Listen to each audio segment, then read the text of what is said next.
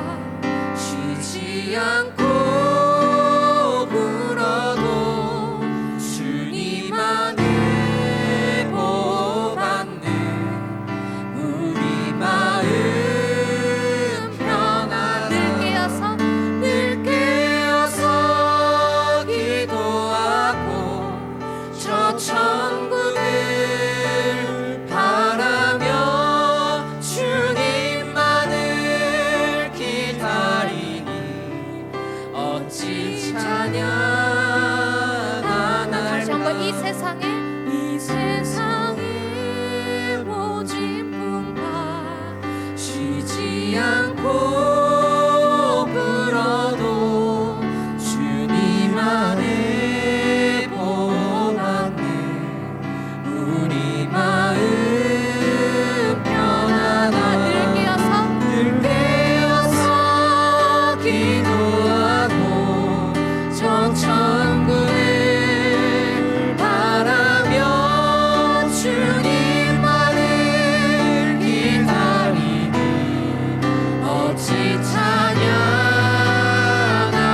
늘 깨어서 기도하고 정천군을 바라며 주님만을 기다리니 어찌 찬양하날까.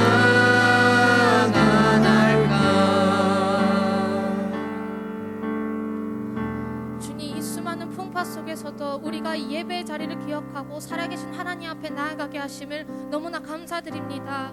살아계신 하나님께서 나의 모든 일거수일투족을 보고 계심을 잊지 않게 하여 주시옵소서. 내가 주님과 늘 동행하는 삶을 진정으로 살아가게 하여 주시옵소서. 함께 기도하며 나아가겠습니다. 기도하겠습니다.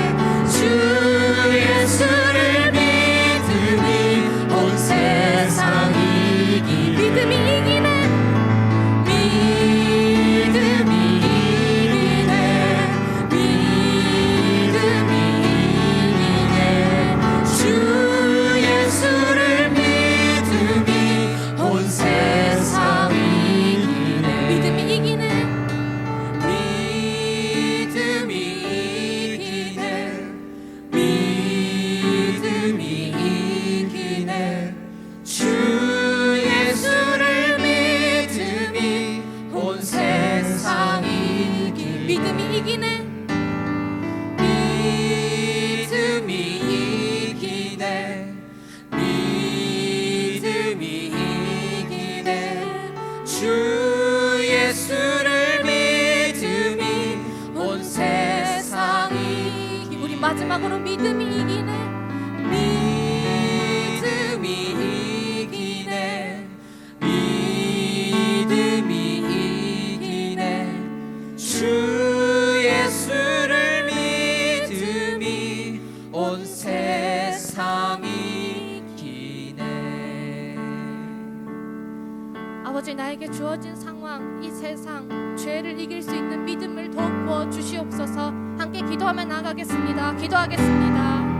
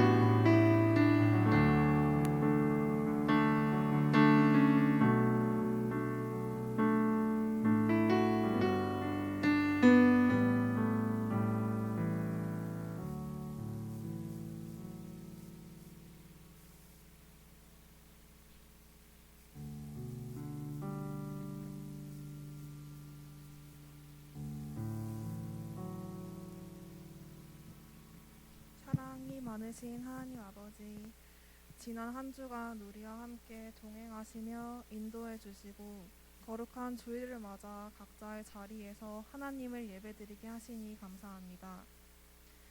하나님께서 우리 한 사람 한 사람의 삶 가운데 크고 놀라우신 은혜를 베풀어 주셨지만 하나님 앞에 믿음으로 살지 못했던 부끄러운 모습들 주님께 고백하고 회개합니다.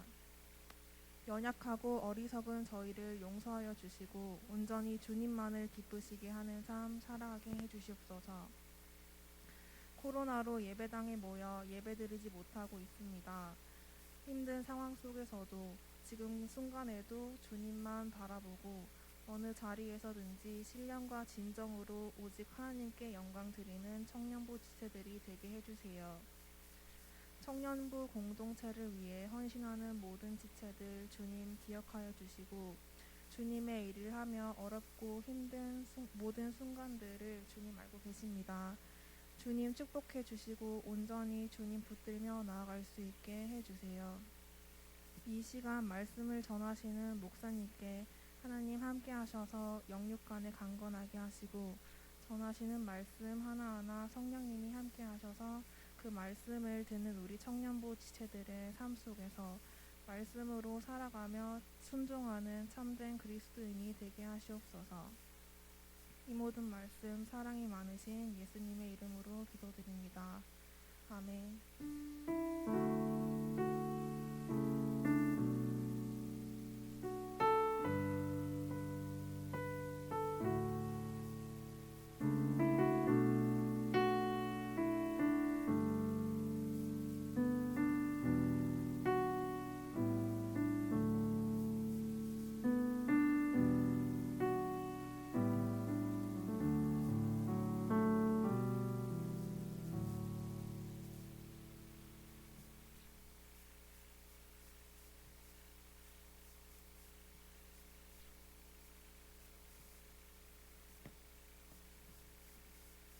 우리 하나님 말씀 보도록 합시다. 창세기 12장 1절에서부터 9절까지 말씀입니다. 창세기 12장 1절에서부터 우리 5절까지 보도록 합시다. 창세기 12장 1절에서부터 5절까지 우리 함께 한 목소리로 우리 봉독하겠습니다. 여호와께서 아브라함에게 이르시되 너는 너의 고향과 친척과 아버지의 집을 떠나 내가 내게 보여줄 땅으로 가라. 내가 너로 큰 민족을 이루고 내게 복을 주어 내 이름을 창대하게 하리니 너는 복이 될지라. 너를 축복하는 자에게는 내가 복을 내리고 너를 저주하는 자에게는 내가 저주하리니 땅의 모든 족속이 너로 말미암아 복을 얻을 것이라 하신지라.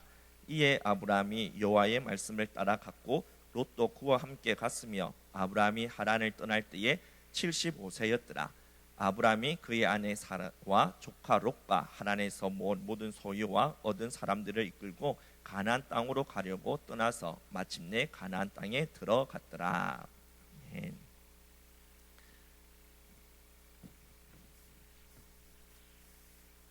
우리가 지난 주일에는 우리 바벨탑 사건에 대해서 우리 살펴보았었죠.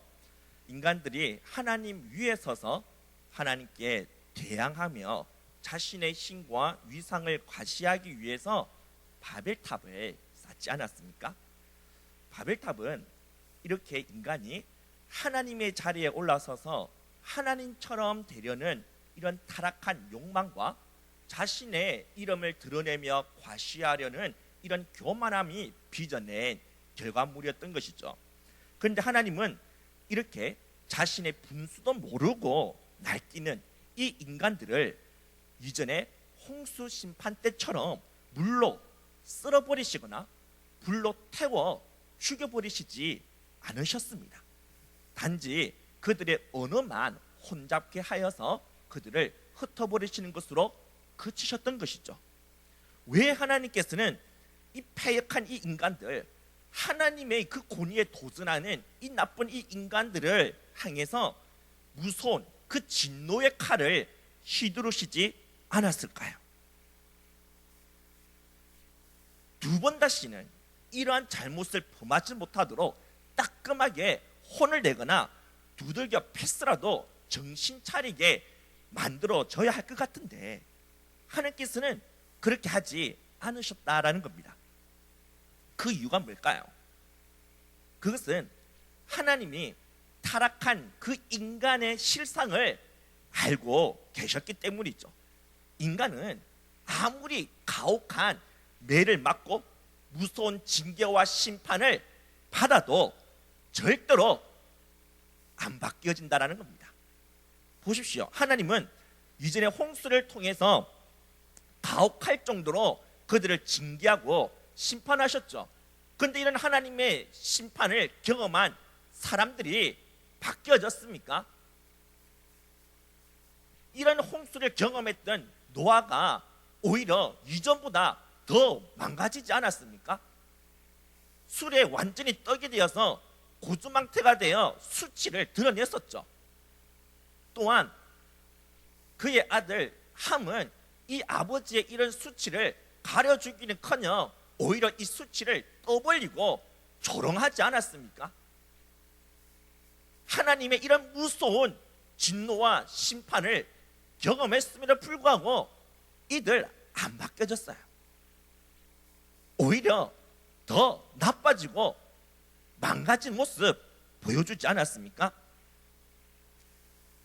인간은 해초리와 채찍만으로는 절대로 바뀌어지지 않는다라는 사실을 하나님은 아셨습니다. 그래서 하나님은 무서운 진노의 칼을 휘두르는 방법 대신에 다른 방법을 쓰시게 된 것이죠. 그 방법이 무엇인지는 이 바벨탑 사건을 기록하고 있는 그 내용 그 다음에 전개되고 있는 내용을 보면 알 수가 있습니다. 여러분, 창세기 11장 1절에서부터 9절까지는 바벨탑 사건을 다루다가 10절 이후로부터는 마지막 절까지 어떤 내용이 다루어지고 있습니까? 누구의 족보가 소개되고 있죠? 셈이죠. 셈의 족보를 보여주고 있지 않습니까? 하나님은 이전에 이 노아를 통해서 셈을 축복하면서 하나님 자신이 장차 이 셈의 장막에 거할 것이다라고 그렇게 말씀하셨죠. 우리가 가진 성경에서는 야벳이 셈의 장막에 거할 것으로 그렇게 번역되어져 있지만, 그러나 더 우리가 헬라어 문부 쪽으로 또 따져본다면은 얼마든지 야벳이 아니라 하나님이 셈의 장막에 거하는 주체로 그렇게 볼 수 있다라고 말했었죠.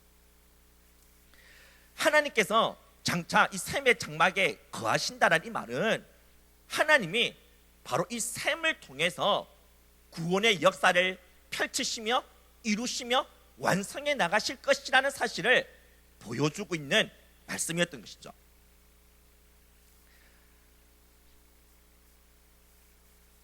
그래서 이 바벨탑 사건 이후에 셈의 족보가 다뤄지고 있는 것입니다. 10절에 보면 셈의 족보는 이러하니라 라고 이렇게 말씀하면서 셈이 누구를 낳고 또 누구는 누구를 낳고 이렇게 계속해서 이어져 오다가 마지막에는 누구에게까지 이어지게 됩니까? 마지막에 등장하는 이름이 누구죠? 셈의 후손 계속해서 나오다가 아브람까지 이어지게 되죠. 그리고 이 아브람의 그 후손들, 이 아브람의 족보는 어디에서 또 볼 수가 있죠? 마태복음 1장이죠. 1장 1절에 보면 아브람과 다윗의 자손 예수 그리스도의 계보라, 그리고 2절에서부터 아브람이 이삭을 낳고 이삭은 야곱을 낳고 이렇게 쭉 이어오다가 마지막에는 누가 등장하게 됩니까? 예수님이죠. 따라서 셈의 족보, 셈의 이 후손들 가운데 아브람이 등장하게 되고 이 아브람을 통해서 결국에는 예수 그리스도가 이 땅에 오시게 된다라는 것입니다. 인간을 바꿀 수 있는 거, 이것은 해초리로 되어지는 게 아니라는 것이죠. 인간들을 겁주고 겁박하고 위협한다고 해서 인간이 바뀌어지느냐? 절대로 안 바뀌어진다라는 것입니다. 인간을 그 죄악 가운데서 건져내며 구원해내며 그 인간들을 새로운 피조물로 변화시켜줄 수 있는 분은 오직 예수 그리스도 밖에 없다라는 것이죠. 예수 그리스도, 그리고 그분이 지신 그 십자가, 그 십자가의 능력, 그 십자가의 사랑, 보혈의 그 능력만이 우리 인간을 변화시켜줄 수가 있다라는 것입니다. 그래서 하나님께서는 장차 이 예수 그리스도를 통해서 인류를 구원해낼 것이다 라는 사실을 지금 이 아브라함을 역사의 전면에 등장시킴으로써 이런 하나님의 의지를 표명해 주고 있는 것이죠. 곧 아브라함의 씨가 예수 그리스도이기 때문에 예수님은 아브라함의 후손을 통해 이 땅에 오시기로 하나님께서 작정해 놓으셨기 때문에 이제 하나님께서는 이 바벨탑 사건 이후에 셈의 족보를 보여주시고 난 뒤에 이 셈의 후손으로 이 땅에 오게 된 아브라함, 그리고 이 아브라함을 통해서 오실 예수 그리스도를 우리에게 지금 보여주고 있는 것이죠.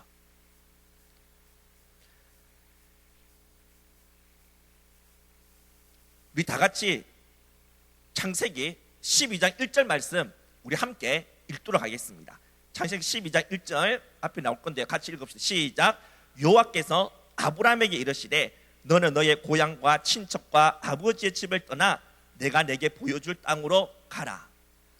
지금 하나님께서는 아브라함에게 나타나셔서 그를 부르십니다.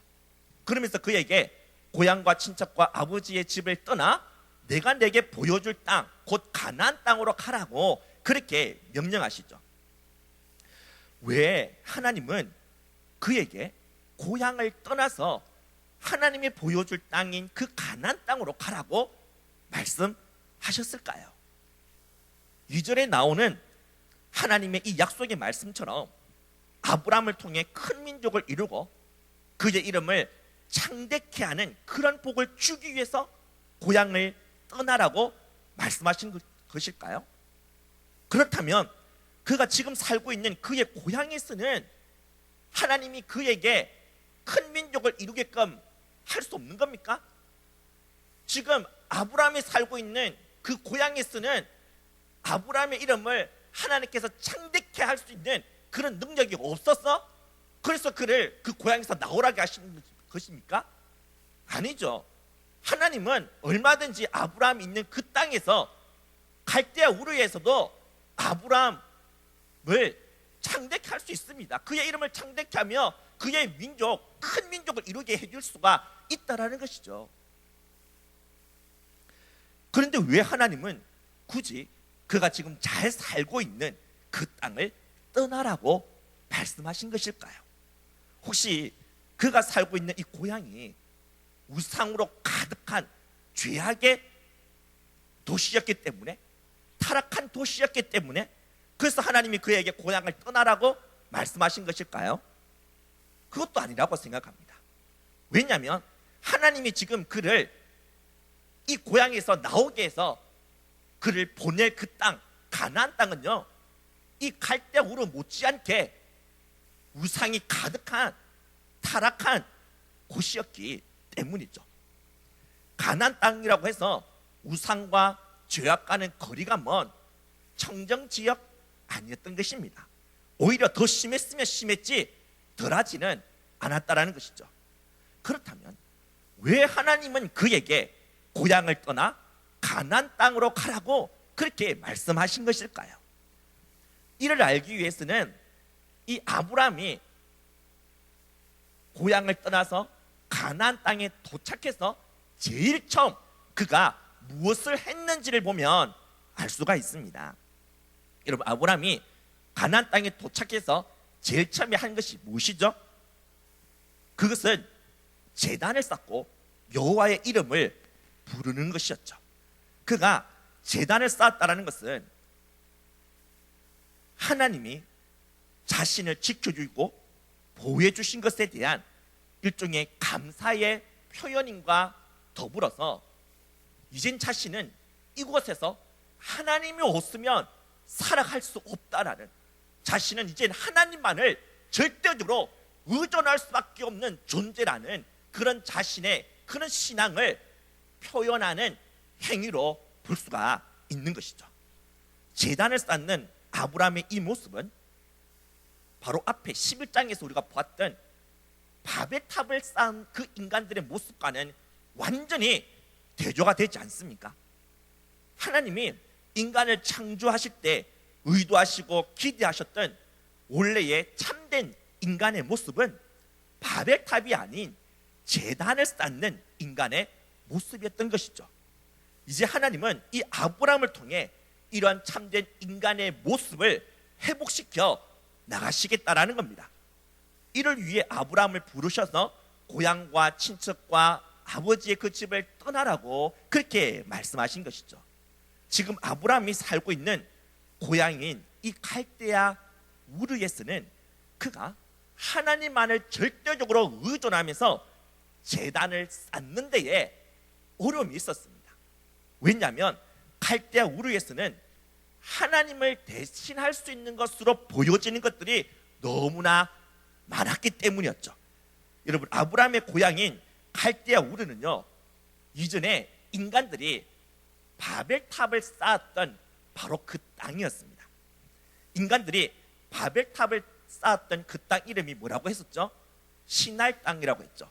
시날이란 뜻의 이름이 Between two rivers, 두 강들 사이, 곧 유프라테스와 티그리스 강 사이에 있는 하루 지역이 시날 땅이라고 했죠. 바로 그 시날 땅에 세워진 도시가 우르인 것입니다. 갈대아 우르.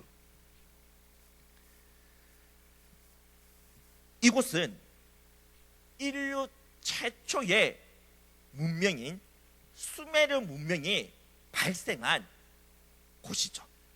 이곳에서 인류 최초의 문자인 쇠기 문자가 사용되었으며, 또한 인류 최초의 학교가 이곳에 세워져서 처음으로 천문학과 수학을 가르쳤었습니다. 그리고 오늘날 우리가 사용하고 있는 1분 60초, 1시간 60분이라는 이 개념을 제일 처음 이들이 만들어내어 사용했었죠. 또한 월, 화, 수, 목, 금, 토, 일, 이 요일의 이 개념도 바로 여기서부터 시작되어진 것입니다. 또한 우리가 잘 아는 눈에는 눈, 이에는 이, 무슨 법전이죠? 함무라비 법전. 이 함무라비 법전보다 300년 전에 이미 그들은 자유, 정의, 평등의 이 개념을 명분화한 인류 최초의 법전을 만들었었습니다. 우르남무 법전이라는 인류 최초의 법전을 만들어서 그런 법이 다스리는 그런 사회를 이미 구축해 놓았다라는 것이죠. 또한 이들은요, 인류 최초로 수세식 화장실을 만들어서 사용했다고 합니다. 지금도 우리나라에 보면 이 푸세식 화장실 있지 않습니까? 근데 지금으로부터 약 4,000년, 5,000년 전에 이들은 이미 수세식 화장실을 사용할 정도였다고 하면 얼마나 그들의 문명이 발달했었는지 짐작할 수 있지 않겠습니까? 또한 이들은 인류 최초로 화폐도 만들어서 상업을 발달시켰었죠. 그래서 이곳의 사람들은 뛰어난 이 문명의 이기들을 누리면서 뭐 하나 아쉬울 것 없이 풍족하고 풍요롭게 그렇게 살아갔었던 것입니다. 여러분, 이런 곳에 살고 있었던 아브라함이 하나님이 없으면 안 된다라고 말하면서 하나님에 대하여 절대 의존적인 그러한 신앙의 태도 가질 수 있었겠습니까? 하나님이 아니어도 이렇게 뛰어난 이런 문명의 이기들을 통해서 얼마든지 아쉬울 것 없이 풍족하게 잘 먹고 잘 살 수 있는 이런 환경이 다 구축되어져 있는데 그가 무엇 때문에 하나님께 제단을 쌓으며 하나님이 아니면 안 된다라고 제발 하나님 나를 좀 붙잡아 달라고 그렇게 주님께 간구하며 나아갈 수가 있겠느냐는 것이죠. 우리 인간은요, 타락한 아담의 후손이기 때문에 이 원죄가 우리 안에 지금도 남아 있습니다. 그래서 우리는요, 등 따시고 배부르면 재단을 쌓겠다라는 이 생각이 아니라 죄 지을 생각부터 먼저 한다라는 것이죠. 그렇기 때문에 하나님께서는 이 아브라함을 고향에서 나오게 해서 갈대아 우리에 비하면 완전히 강원도 이런 산촌과 다를 바 없는 그러한 가나안 땅으로 몰고 가신 것입니다. 더군다나 하나님은 그가 고향만 아니라 친척과 아버지의 집을 떠나라 그렇게 말씀하셨죠. 여러분, 친척과 아버지의 집은요, 자신이 가진 이 소유 그리고 재산, 자신의 이런 생명을 지켜주고 보호해줄 수 있는 든든한 울타리가 되어 주었습니다. 그 시대는 철저하게 부족 중심의 사회였기 때문에 자신이 속한 그 부족이 그 사람의 재산과 생명 이것을 지켜주고 보호해주는 일을 했었던 것이죠. 그래서요, 이 시대에 가장 극악한 죄를 범한 자들에 대해서 두 가지 방법으로 처벌을 했었는데요, 첫 번째는 사형입니다. 죽여버리는 거죠. 근데 이에 버금가는 그러한 처벌이 뭐냐니까 그 부족에서 그 사람을 추방시키는 겁니다. 자신의 고향, 친척, 아버지의 집이 있는 그 부족, 그 공동체에서 추방시키면 그는 언제 다른 부족 사람들에 의해서 자신의 생명을 잃게 될지 모른다라는 것이죠. 사실 자신이 지금 속한 그 부족, 그 공동체에서 떠나는 그 순간 그는 죽은 모습이나 다를 바가 없다라는 것입니다. 그만큼 친척과 아버지의 집을 떠나는 것은 위험한 일이요, 목숨을 거는 행위였던 것이죠. 하나님은 이렇게 아브라함으로 하여금 자신을 지켜주고 보호해 주었던 든든한 울타리에서부터 벗어나도록 그렇게 만들어 나가셨던 것입니다. 그래서 아브라함이 오직 하나님만을 바라보도록, 하나님이 아니면 안 된다라는 이런 고백이 입에서 터져 나올 수밖에 없도록 그래서 오직 제단을 쌓으며 하나님의 이름만을 부를 수밖에 없게끔 그렇게 주님이 만들어 나가셨던 것이죠. 지금 여러분은 어떻습니까? 여러분은 지금 제단을 쌓고 있습니까? 아니면 바벨탑을 쌓고 있습니까? 제단을 쌓는다는 말은 오직 하나님만을 자신의 힘으로 삼으면서 하나님만을 절대적으로 의존한다라는 말입니다. 이와는 반대로 바벨탑을 쌓는다라는 것은 하나님이 아니라 돈과 물질 같은 이 세상의 눈에 보이는 것들을 자신의 힘으로 삼으면서 이것을 가진 자신을 과시하고 자랑하며 사는 것을 말하는 것이죠. 이런 바벨탑을 쌓고 있는 사람들의 주된 특징은요, 자신이 뭔가를 가지고 있으면, 자신이 손에 돈이 있으면 이것 때문에 얻기에 힘을 줍니다. 돈이 자신의 삶에 행복과 안전을 보장해 줄 수 있는 것으로 찰떡같이 믿고 있기 때문에 이것 때문에 그는, 자신이 가진 이 돈 때문에 그는 프라이드, 긍지심을 가지고 그렇게 떵떵거리며 살아가는 것이죠. 그런데요, 이와는 정반대의 그런 모습, 곧 돈이 없어서, 가진 것이 없어서 기가 죽어 살아가는 사람들도 있죠. 그런데요, 그 사람도 바로 바벨탑을 쌓는 사람이라 말할 수가 있습니다. 돈이 없어서, 가진 것이 없어서 그렇게 기가 죽어가는 그런 사람들은요, 다르게 말하면, 반대로 말하면, 이제 자신의 손에 돈이 쥐어진다면 기가 산다라는 것이죠. 돈이 없기 때문에 기가 죽는 것 아닙니까? 돈이 있으면 기가 사는 겁니다. 이 말은 그가 자신의 힘으로 삼고 있는 게 무엇이다? 돈이라는 것이죠. 이것은 힘의 원리를 추구하는 이 세상의 나라를 동경하는 사람이요, 이 세상 나라, 언젠가나 무너지고 언젠가나 사라져버릴 수밖에 없는 이 세상 나라의 가치를 쫓아 살아가는 사람이지, 하나님 나라를 살아가는 사람이라 말할 수가 없다라는 것입니다.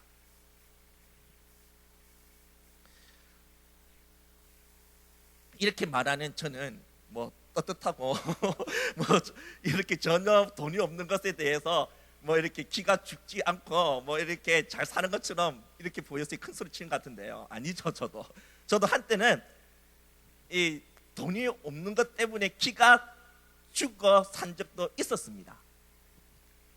제가 고등학교 때 제가 조금 공부 가르쳐 줬던 친구가 있었거든요. 근데 그 친구가 지금은 진짜 큰 평수의 아파트에서 엄청 고급 그러한 자가용을 몰고 다니고, 또 자기 자식들 미국에 그렇게 막 보내서 공부까지 시켜줄 정도로 대단한 부자가 되어졌죠. 그거 만나게 되면 자신이 가진 그 돈, 그 재력을 자랑하는데요, 이때 저는 진짜 기가 죽더라고요. 왜냐? 저는 여러분도 잘 알다시피 집 없어요. 우리 교회 사택이거든요. 집도 없고 또 차도 없고, 그 흔한 차도 없고, 가진 것이 없는 나. 그런데 공부를 못해서 오히려 내가 가르쳐줬던 그 애는 지금 진짜 떵떵거리면서 그렇게 호의호식하면서 그렇게 살아가는 그 모습 앞에서 진짜 내가 너무 작아 보이고, 또한 그 사람 앞에서, 친구 앞에서 진짜 기가 죽어지더라고요. 그런데 나중에 저 회개했죠. 내가 이 세상 나라가 아니라 하나님의 나라를 위해서 살겠다라고, 이 땅에 하나님의 나라를 건설하며 하나님의 영광을 추구하며 하나님 나라의 가치를 추구하며 살아가는 그런 사람이 되겠다라고, 그렇게 주의 길을 걷겠다라고 다짐하고 결단했던 내가 지금은 오히려 이 세상 나라를 부러워하고 이런 힘의 원리를 쫓아 살아가는 이런 세상의 방식을 추구하고 이 세상 나라의 그런 가치를 그렇게 추구하며 살아가는 나 자신, 하나님이 아니라 오히려 이 돈을 나의 힘으로 삼으려고 했던 이런 나 자신을 반성하고 뉘우치고 회개하는 시간을 가졌었습니다. 여러분, 바벨탑은 화려해 보이죠? 바벨탑은 하늘에 닿을 정도였으니까 얼마나 크고 웅장하고 대단했겠습니까? 바벨탑, 사람들이 지금 쌓고 있는 이 바벨탑은 정말 좋아 보입니다. 진짜 있어 보입니다. 그런데요, 이 바벨탑은 반드시 무너진다는 것이죠. 지금 바벨탑 흔적도 찾아볼 수 없지 않습니까? 그들이 그렇게 힘들게 고생하면서 쌓아 올렸던 바벨탑 없지 않습니까? 그런데 우리가 쌓는 이 제단은요, 세상 사람들이 볼 때는 진짜 작고 초라해 보이고 너무 시시하게 보여요. 우리가 이렇게 하나님께 나와 제단을 쌓으며 예배하는 이 모습, 그들은 진짜 우리 이런 모습을 보고 불쌍하게 여겼죠. 진짜 어리석은 짓 한다 그러고 그렇게 말하지 않습니까? 그들의 눈에 볼 때 우리가 쌓는 이 제단은 진짜 초라해 보여요. 진짜 아무것도 아닌 것처럼 보이고. 그런데 아셔야 합니다. 우리가 쌓는 이 제단이야말로 영원합니다. 우리가 쌓는 이 제단이야말로 우리에게 영원한 승리와 영원한 성공을 보장해 준다라는 것이죠. 이 세상에 화려하고 웅장하고 뭔가 있어 보이는 바벨탑, 그걸 우리 부러워해서는 안 됩니다. 우리는 작고 초라해 보여도, 아무것도 아닌 것처럼 보여도 우리는 주님 앞에 나와 제단을 쌓으며 하나님만을 의지하고 하나님만을 내 힘으로 삼고 하나님만을 나의 소망으로 삼아 살아가게 될 때, 이런 우리들이 진정 이 세상에서 성공한 사람이 되고, 이런 우리들을 하나님께서 인정해 주셔서 높은 사람, 위대한 사람으로 주님께서 우리를 삼아 주신다라는 겁니다. 아브라함은 하나님의 말씀을 쫓아 고향과 친척과 아버지의 집을 떠나 가나안 땅으로 들어와서 이곳에서 제단을 쌓았습니다. 그 결과 하나님이 2절에서 약속하신 그 말씀 그대로 그는 큰 민족을 이루게 되었죠.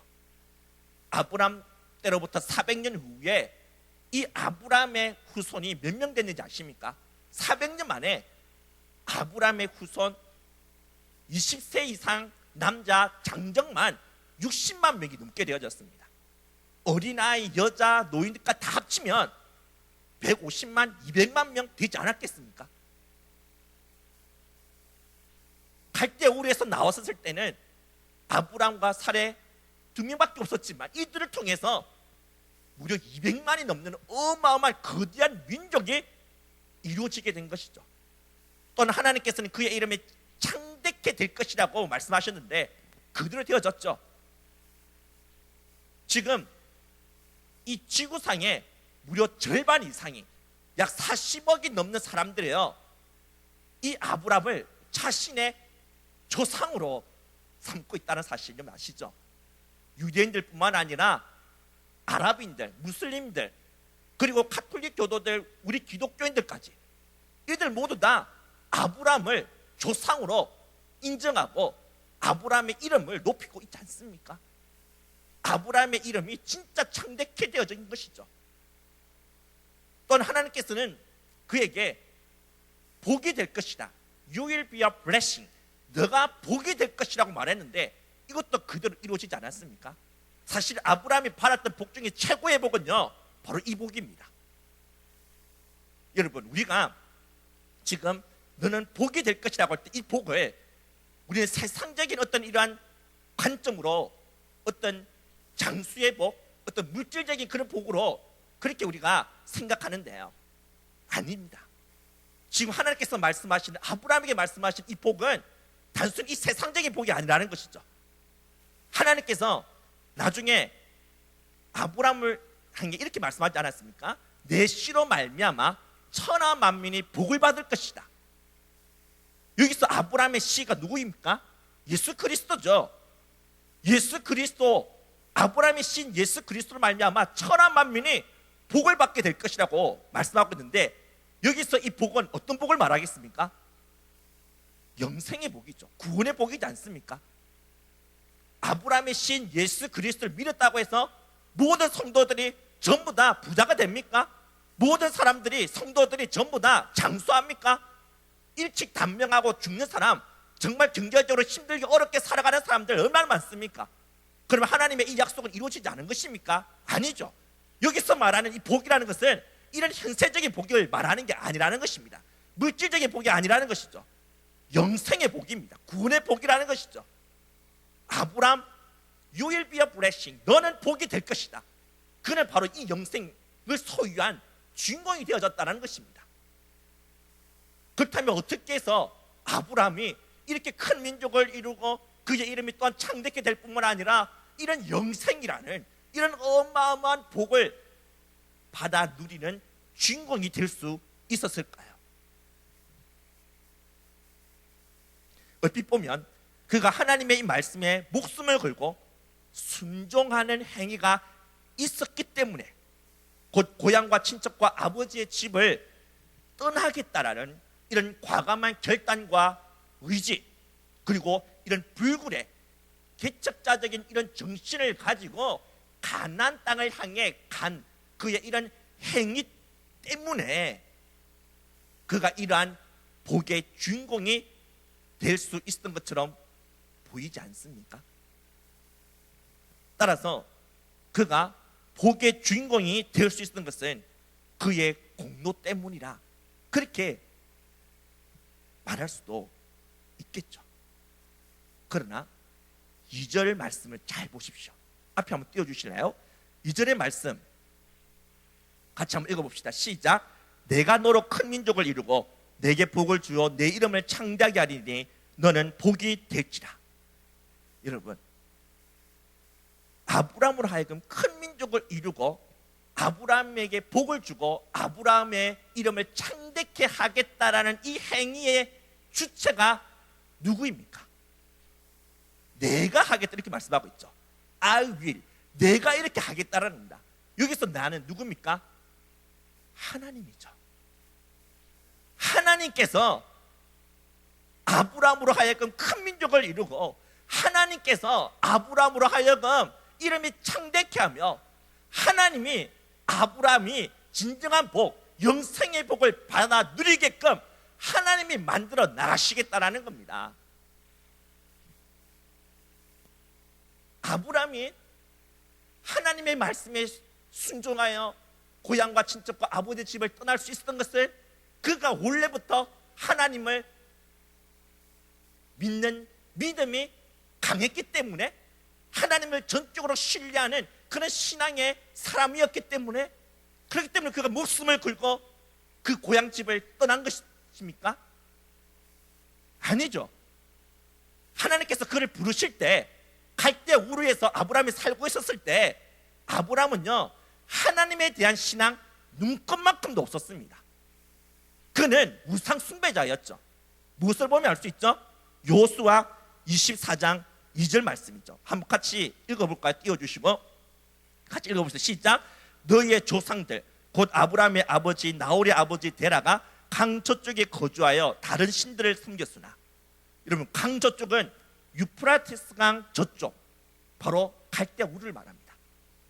그곳에서 누가 다른 신들을 섬겼다고 말하고 있습니까? 데라죠. 아브라함은 아닌 것처럼 보이죠. 그건 아닙니다. 여기 보면 너희의 조상들이라고 복수로 말하고 있죠. 아브람과 나홀의 아버지 데라 혼자서만 다른 신 우상을 섬겼다면 너희의 조상이라는 단수로 사용했을 것입니다. 그러나 단수가 아니라 복수입니다. 조상들이라는 것이죠. 이 말은 데라뿐만 아니라 아브람도 나홀도 하나님이 아닌 우상을 섬겼다라는 것입니다. 우상 숭배자입니다. 아브람은 그가 하나님에 대한 믿음이 있었기 때문에, 하나님을 신뢰하는 그런 떠나는 신앙이 있었기 때문에 그가 목숨을 걸고 고향과 친척과 아버지의 집을 떠날 수 있었던 것이 아니라는 것이죠. 그럼 어떻게 해서 그가 믿음도 없는 우상 숭배자였던 그가 어떻게 이런 위대한 믿음의 발걸음을 내디딜 수가 있었던 겁니까? 아브라함에게서 그 원인을 찾으면 안 돼요. 그의 이런 행동을 가능케 한 것은 여호와 하나님이십니다. 우리 다 같이 사도행전 7장 2절 말씀 같이 읽어볼까요? 사도행전 7장 2절 시작. 우리 조상 아브라함이 하란에 있기 전 메소포타미아에 있을 때에 영광의 하나님이 그에게 보여. 지금 하나님을 묘사하면서 그냥 하나님으로 말하지 않고 영광의 하나님이라 이렇게 말씀하고 있죠. 영광의 하나님이 지금 이 메소포타미아 곧 이 칼디아 우리에 살고 있었던 이 아브라함에게 하나님이 나타나셨다는 것이죠. 영광의 하나님이 아브라함에게 나타나셨다는 이 말은 하나님께서 영광 가운데 그에게 나타나시고 그를 부르셨다는 것입니다.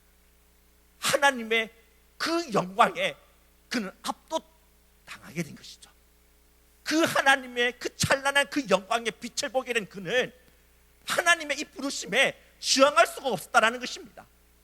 하나님의 영광 가운데서 그를 불가항력적인 그런 컬링, 그런 부르심으로 그를 부르셨기 때문에 그가 그 고향 친척 아버지의 집을 떠날 수가 있었던 것이죠. 그가 잘났어가 아닙니다. 아브라함이 대단한 의지가 있었기 때문에 아닙니다. 결단력이 있어서가 아닙니다.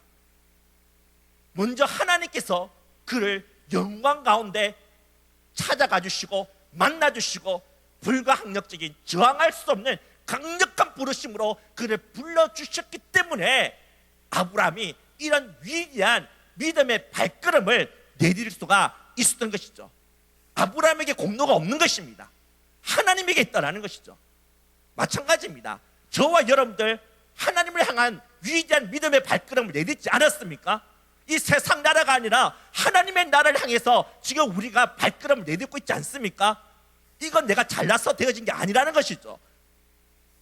하나님께서 우리를 아브라함처럼 동일하게 영광 가운데 우리를 만나주시고 우리를 불가항력적인 부르심으로 불러주셨기 때문에 우리가 다른 사람들이 믿을 수 없는 그 예수 그리스도를 믿게 되어졌고 그 예수님이 나의 구원자, 나의 주인이라 고백할 수 있게 되어졌고 신앙의 이러한 발걸음을, 신앙의 여정을 밟아 나갈 수 있게 된 것 아닙니까? 그렇다면 우리 또 이렇게 생각할 수 있을 것입니다. 하나님께서 아브라함이 이렇게 선택되어지고 부름을 받기만 한다면 그는 타고난 인격, 타고난 성품을 가지고 있기 때문에 진짜 하나님을 잘 믿고 진짜 하나님이 원하시는 그런 믿음의 조상에 합당한 모습을 보여줄 자질, 이런 조건이 그에게 갖춰져 있었기 때문에 하나님께서 그를 부르신 것 아닌가, 그를 선택해 주신 것이 아닌가, 그렇게 우리가 생각할 수 있겠죠. 맞죠? 맞습니까? 예, 아니죠. 보십시오. 하나님께서 그를 영광 가운데 나타나셔서 그를 불러주셨습니다.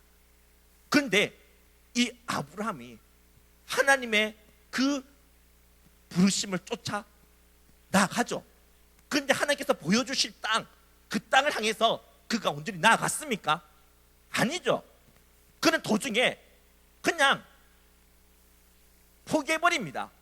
안주해버리죠. 어디에서? 하란에서. 이 하란은 갈대아 우르 못지않게 문명이 발달한 곳입니다.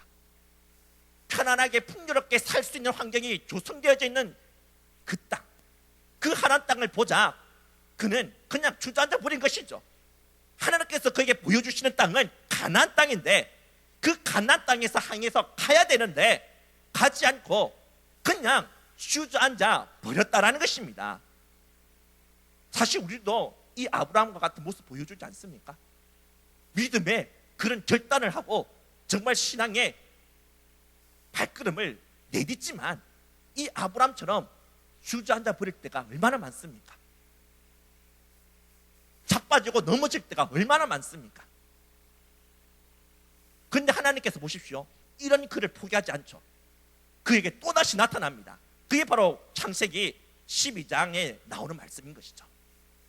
또한 하나님께서 하나님 있는 그에게 또 나타나셔서 너는 너의 고향과 친척 아버지 집을 떠나서 내가 내게 보여줄 땅으로 또 가라고 그렇게 또 말씀하십니다. 그래서 그는 이 하나님의 이런 강력한 부르심에 또한 이끌려서 가나안 땅을 해서 가게 되죠. 그리고 가나안 땅에 도착해서 하나님께 이제 제단을 쌓으면서 이제 내가 하나님 말을 의지하며 하나님 말을 신뢰하며 살겠습니다 고백합니다. 그런데 그 땅에 기근이 들자 그는 가서는 안 될 땅으로 가게 되죠. 그것이 바로 애굽 땅이지 않습니까? 그까지 간 것과 어떻게 우리 좀 좋게 봅시다. 그렇게 한번 우리가 이해해 줍시다. 그런데 그는 그곳에서 어떤 짓을 합니까? 자기 아내로 말하지 않고 누이라고 속이죠. 거짓말을 합니다. 근데 거짓말, 단순한 거짓말이 아니죠. 그는 자신의 아내를 갖다 팔아먹은 것입니다. 바로 왕에게. 그 증거가 뭡니까? 그가 자신의 아내를 바로 왕에게 넘긴 대가로 그는 소와 양과 노비와 낙타와 나귀와 같은 어마어마한 재물을 얻게 된 건 아닙니까? 갖다 판 것이죠. 자신의 아내를 갖다 판 대가로 그가 얻게 되어진 그 노비 중에 누가 있느냐? 하갈이 있습니다. 그래서 하갈을 소개할 때 애굽 사람 하갈로 이렇게 소개하고 있죠. 그는 이 하갈과 동침해서 자식을 낳지 않습니까? 하나님께서 그에게 아들을 주겠다라고, 너의 아내 사라를 통해서 내가 자식을 주겠다라고 약속했건만 아브람 믿음의 조상이라고 하면서도 하나님의 이 약속 못 믿었어요. 안 믿었던 거죠. 그래서 그는 하갈을 취해서 자식을 낳게 되지 않습니까? 인간적인 방법을 사용한 것이죠. 하갈을 통해서 낳은 자식 이름이 뭡니까? 이스마엘이죠. 그 이스마엘의 후예가 누굽니까? 지금 아랍 사람들이지 않습니까? 지금 아랍 민족들과 이삭의 후손인 이스라엘 민족들 간에 끊임없는 싸움, 투쟁 계속해서 일어나고 있지 않습니까? 그 원인을 제공한 사람이 누구냐? 바로 아브라함인 것이죠. 자신의 아내를 갖다 팔았던 그 행위 때문에 지금까지 아랍과 이스라엘 간에 이러한 피해 투쟁이 계속되어지고 있는 것 아닙니까? 그는 단지 한 번만 자신의 아내를 갖다 판 게 아니죠. 그 다음에 그는 아비멜렉 왕한테도 똑같이 자신의 아내를 아내로 말하지 않고 누이라고 말해서 또 갖다 팔죠. 그래서 아비멜렉 통해서 또 엄청나게 많은 그런 재산 또 받아 오지 않습니까? 진짜 인간이라면 해서는 안 될 짓을, 진짜 망나니와 같은 이런 행동을 일삼는 사람이 아브라함이었다라는 것입니다.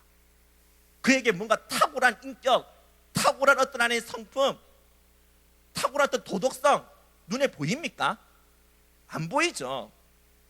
이러한 그를 하나님께서 포기하지 않으십니다. 이러한 아브라함을 우리가 아는 위대한 믿음의 조상이, 그래서 나중에는 자신의 아들마저, 하나밖에 없는 아들 이삭마저 하나님께 바칠 수 있는 위대한 신앙의 인물로 주님께서 그를 변화시키시고 그를 만들어 나가시지 않습니까? 아브라함이 될 수 있던 것은 바로 전적인 포기하지 않는 하나님의 열심, 하나님의 은혜 때문이었던 것이죠. 그가 하나님부터 선택되어질 합당한 자격이나 조건이 갖춰져 있었기 때문에 그가 이렇게 하나님부터 선택되어지고 믿음의 조상의 반열에 서게 되어진 것이 절대로 아니라는 것입니다. 마찬가지죠. 우리도 이렇게 하나님의 자녀로 선택되어지기에 합당한 자격, 자질 아무것도 없지 않습니까? 내가 아닌 다른 세상의 사람을 하나님께 선택하셨다면, 그를 불러주셨다면 내보다도 더 훨씬 더 하나님을 잘 섬기고 믿음의 길을 정말 아름답게 걸어갈 사람들이 얼마나 많습니까? 그럼 이상하지 않습니까? 하나님은 간디, 그 간디를 선택하지 않았고 나를 선택하셨다는 겁니다. 진짜 신기하죠? 내가 만약 하나님이었으면 간디를 선택할 것 같아요. 근데 간디를 포기하고 저를 선택했고, 규혁이를 선택했고, 우리 사랑이를 선택했고, 여기 있는 여러분들 한 사람 한 사람을 하나님 선택해 주셨다는 거예요. 이런 하나님의 이 놀라운 은혜, 어떻게 상식적으로 이해할 수 없는 이런 하나님의 사랑을 입은 자가 저와 여러분이라는 겁니다. 하나님께서 우리를 선택하신 목적이 뭐겠습니까? 진짜 아브람처럼 복의 근원이 되는 사람이 되게끔 하기 위해서, 아브람을 통해서 복이 흘러가게 되죠. 그가 복이 되지 않습니까? 복의 근원이 되어진 것이죠. 마찬가지로 하나님께서는 오늘 이 시대 우리들을 복의 근원이 되도록 우리를 부르신 것입니다. 그래서 우리가 받은 이 영생의 복이 우리를 통해서 흘러가게끔, 여러분들의 그 가정에 아직까지 예수를 알지 못해서 멸망 가운데 처해져 있는 자들, 그들을 살릴 수 있는, 그들에게 영생이라는 귀한 복을 안겨다 줄 수 있는 그런 복의 통로, 복의 근원으로 하나님께서 삼으셨다는 겁니다. 복의 근원이 되기 위해서 저와 여러분들을 선택하시고 불러주셨다는 것이죠. 반드시 하나님께서는 이 목적을 이루시고 성취하실 것입니다. 망나니와 같았던 이 아브라함, 그를 우리가 아는 위대한 믿음의 사람으로 하나님께서 다듬어 나가시고 하나님께서 그렇게 변화시켜 나가셨던 것처럼, 오늘 이 시대 저와 여러분들을 향해서도, 하나님부터 선택되어진 저와 여러분들을 향해서도 하나님께서는 지금도 우리를 다듬어 나가시고 변화시켜 나가고 계신다는 사실, 진짜 하나님의 영광스러운 아들답게 그렇게 지금 우리를 만들어 나가신다라는 겁니다. 이제 우리가 해야 할 일을 무엇이겠습니까? 하나님께 맡기는 겁니다. 하나님이 지금도 나를 만들어 나가시고 다듬어 나가시는 그 현장에 나 자신을 그냥 내어 던지는 것이죠. 하나님께 내 몸을 맡기는 것입니다. 하나님의 그 포기하지 않는 그 열심으로 하나님께서는 반드시 우리가 이 땅에 향하여 복의 근원이 될 수 있게끔 주님께서 만들어 나가실 것입니다. 그 하나님을 신뢰하고 그 하나님을 믿고 이제 우리 자신을 하나님께서 나를 다듬어 나가시고 변화시켜 나가시고 만들어 나가시는 그 자리에 나를 있는 모습 그대로 그냥 주님께 나를 맡기는 것, 이것을 통해 놀라운 역사는 일어나게 될 것입니다. 제가 왜 이 말씀을 전하는지 여러분 눈치채셨습니까? 이번 주 수요일부터 제자반 합니다. 제자반을 통해 하나님께서는 우리를 다듬어 나가시고 변화시켜 나가실 줄 믿습니다. 그 하나님을 신뢰하면서 한번 하나님께 맡겨봅시다. 정말 복의 근원이 될 수 있게끔, 나를 통해서 하나님의 복이 흘러나갈 수 있게끔 그렇게 하나님께서 우리를 다듬어 나가실 겁니다. 만들어 나가실 것입니다. 내 힘 다 빼고 그냥 하나님께 내가 할 수 없음을 인정하고 그냥 하나님께 그냥 엎드리는 거죠. 하나님께 우리의 몸을 맡기는 겁니다. 그러면 하나님께서 주도적으로 우리를 주님이 원하시는 그런 모습으로 하나씩 하나씩 다듬어 나가시고 변화시키셔서 정말 이 땅에 우리가 복의 근원이 될 수 있게끔 주님께서 만들어 주실 줄 믿습니다. 우리 이런 제목을 가지고 하나님께 합심해서 우리 기도합시다. 정말 오직 하나님만을 전적으로 의지하고 하나님만을 전적으로 신뢰하면서 하나님만을 나의 힘으로 삼아가는 그런 삶을 살아갈 수 있게 해달라고, 이 땅에 바벨탑을 쌓는 것이 아니라 내가 가진 돈, 물질, 어떤 스펙, 어떤 이런 것을 나의 힘으로 삼으면서 나의 힘을 과시하고 나의 힘으로 나의 존재를 증명하려고 살아가는 이러한 타락한 저주받은 가인의 후손의 길을 걷는 것이 아니라 진짜 하나님의 나라를 믿는 사람으로, 하나님의 나라를 진짜 이 땅에서 살아가는 사람으로서 하나님 나라의 가치를 추구하며 오직 하나님만을 나의 힘으로 삼으면서 그렇게 하나님의 사람으로 살아갈 수 있는 자, 진정 이 땅에 참된 복의 근원이 될 수 있는 자가 되도록 하나님 도와달라고 이 시간 우리가 이를 위하여 주님 앞에 같이 합심해서 우리 기도하며 나가도록 하겠습니다. 다 같이 기도합시다. 하나님 아버지, 정말 저희들이 이 땅에 살아가면서 정말 하나님 재단이 아니라 바벨탑을 쌓을 때가 너무나 많았음을 고백합니다. 하나님, 이제 더 이상 우리가 이 땅을 향하여 바벨탑을 쌓아가는 어리석음을 범하지 말게 해주시고 정말 하나님만을 나의 힘으로 삼고 하나님만을 절대적으로 의존하면서 정말 우리가 온전한 이 재단을 쌓아 나갈 수 있도록 주님 도와주시옵소서. 아무런 자격도 없고 정말 아무런 하나님의 조건도 갖춰지지 못한 나 자신을 하나님께서 무조건적으로 사랑하셔서 선택해 주시고 불러주시고 진심으로 고맙고 감사함을 드립니다. 하나님이 나를 이렇게 불러주신 데에는 이유가 있고 뜻이 있음을 저희들은 잊지 말게 해주시고 나를 통하여 하나님의 복이 이 땅 가운데 흘러 넘쳐나갈 수 있도록 하나님께서 나를 변화시켜 나가시고 나를 새롭게 다듬어 나가실 것임을 저희들이 기대하며 하나님의 그 손에 오직 우리 자신을 맡길 수 있도록 제발 주님 도와주시옵소서. 주께서 저희를 통하여 영광 받아주시고 정말 저희들의 삶을 통하여 하나님의 나라를 세워나가게 해주시고 정말 이 땅에 하나님의 사랑의 힘을 증거하며 살아가는 위대한 하나님의 사람 진정한 복의 통로가 되어줄 수 있도록 주의 은총을 베풀어 주시옵소서.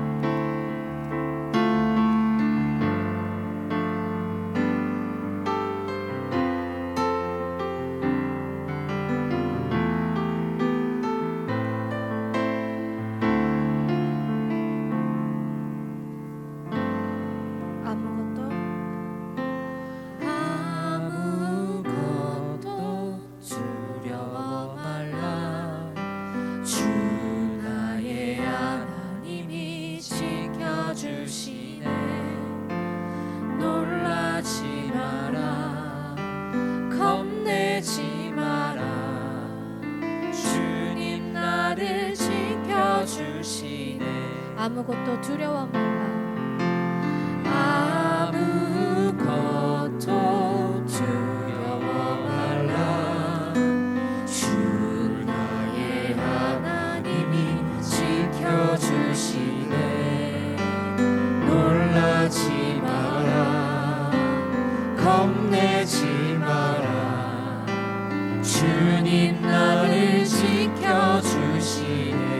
내 맘이 힘에 겨워 내 맘이 힘에 겨워 지칠지라도 주님 나를 지켜주시네.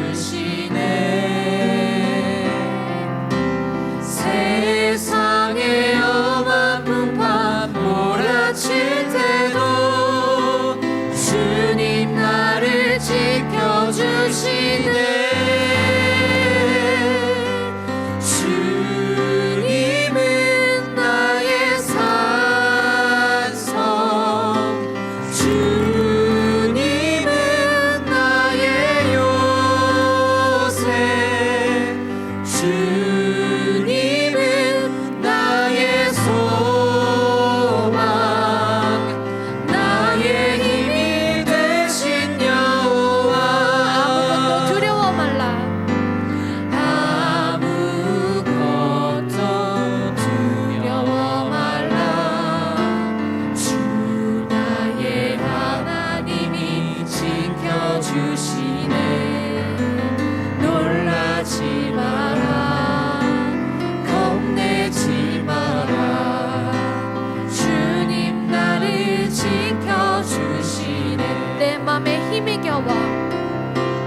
내 맘에 힘에 겨워 지칠지라도 주님 나를 지켜주시네.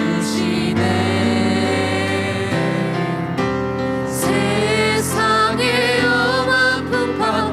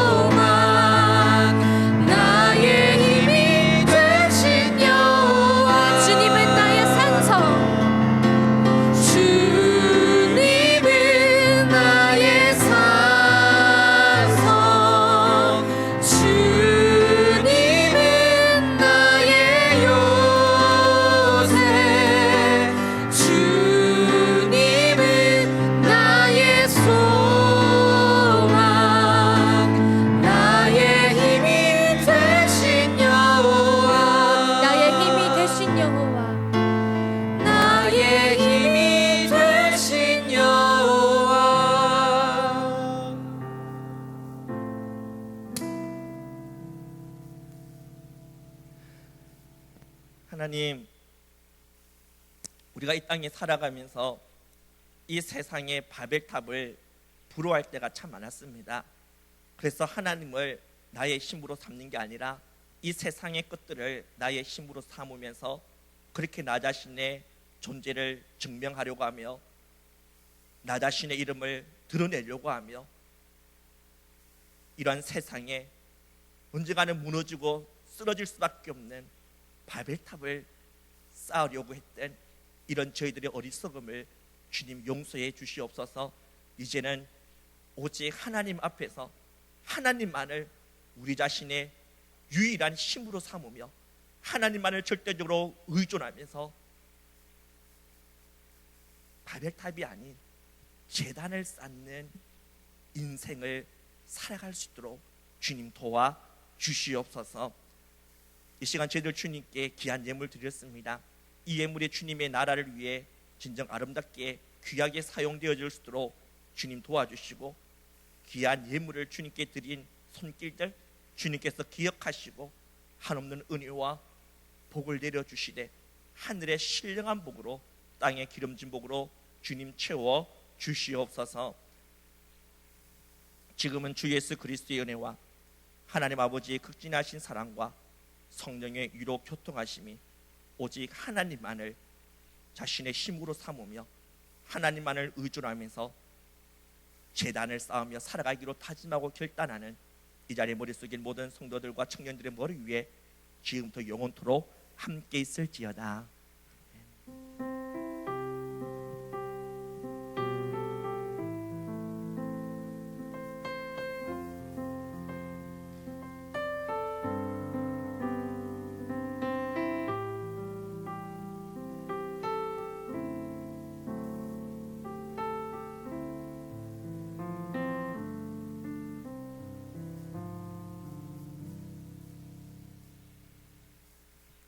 네, 청년부 광고 시작하도록 하겠습니다. 네, 예배 주의사항입니다. 저희 온라인으로 예배 드리는 동안에도 마찬가지로 준비된 자세와 준비된 마음으로 잘 갖춰 입고 준비된 자세로 예배를 꼭 드리면 좋겠습니다. 그리고 또 교회 나와서 예배 드리는 분들은 예배 드리는 동안 꼭 마스크 착용하고 조금씩 거리 두어서 앉아서 예배 드려 주시면 감사하겠습니다. 네, 예배 순서는 일단 오늘처럼 1시부터 1시 반까지 있는 온라인으로 교제 시간 가지고 1시 반부터 예배를 드리고, 원래는 이제 예배를 마친 후 스카이프로 소그룹이 진행되지만 오늘은 추석 연휴 관계로 소그룹은 따로 없습니다. 그래서 예배를 마치고 각자 시간 보내면 되고, 다음 주도 이렇게 진행될 확률이 좀 높은데 주중에 다시 한번 광고 드리도록 하겠습니다. 다음이요.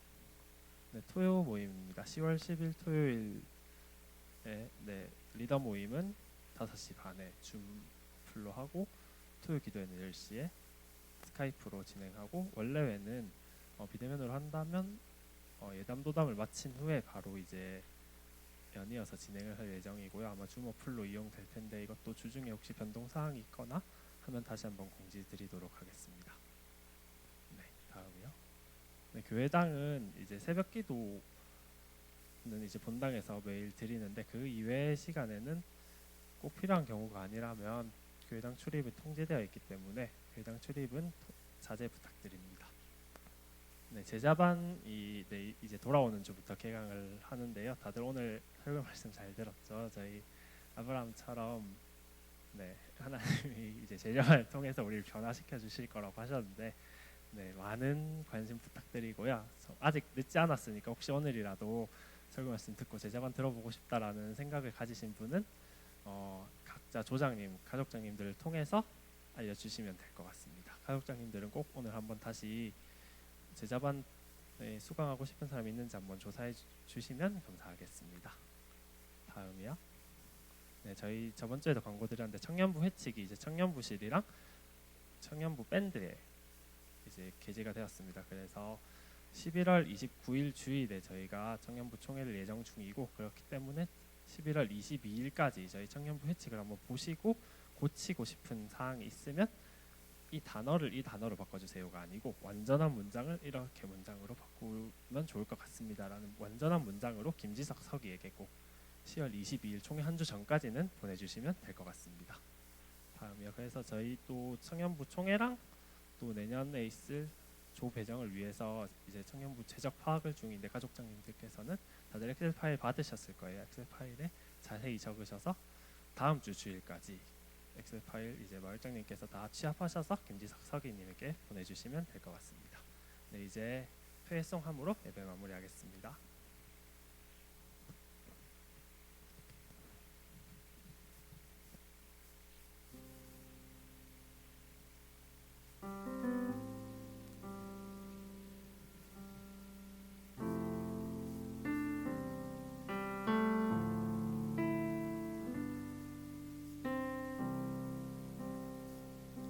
(2020년) 4분기가 시작되었습니다. 오늘 이 새로운 회승으로 함께 마지막 남은 한 분기를 나아가겠습니다. 신랑 되신 예수께서 다시 오실 때 밝은 등불 들고 나갈 준비됐느냐.